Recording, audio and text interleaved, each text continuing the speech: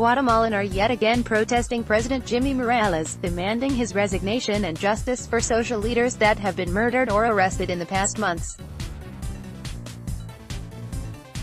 Related, Guatemala, social leader Luis Marroquin murdered. Luis Arturo Marroquin, one of the leaders of Guatemala's Campesino Development Committee, Codeca, was shot dead in a bookshop in San Luis Jilotepeque, east of Guatemala City, by two men covering their faces. Marroquin was a social leader and human rights defender, and his involvement with the Codeca, a group antagonistic of the government, is raising suspicions that his murder might have been politically motivated. In a public statement, Codeca noted that Marroquin was a human rights defender and member of the committee's leadership. They called his murder cowardly, as he was found with several bullet wounds in the back. Before his murder, Codeca accused Morales of strengthening hatred and resentment against the organization, instead of seeking the unity among the people. Although these attacks against fellow defenders hurt, they don't intimidate us. We will fight harder to achieve our dreams and that of many murdered comrades, he said. Anticlima de inestabilidad política del país Ciudadanos manifestan sobre la sexta avenida y frente al Palacio Nacional. Jimmy Morales a los tribunals. Ana Cristina Alvarado pic.twitter.com/v3c6 sur prensa comunitaria at prensa comunitar. 12 de Mayo 2018. Given the political unstable climate of the country, citizens are protesting over the 6th Avenue and in front of the National Palace.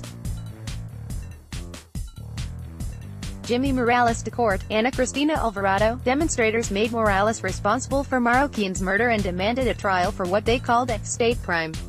They also demanded the president to backtrack on the decision to expel the Swedish and Venezuelan ambassadors. Guatemala's foreign ministry demanded the Swedish and Venezuelan diplomatic missions change their ambassadors.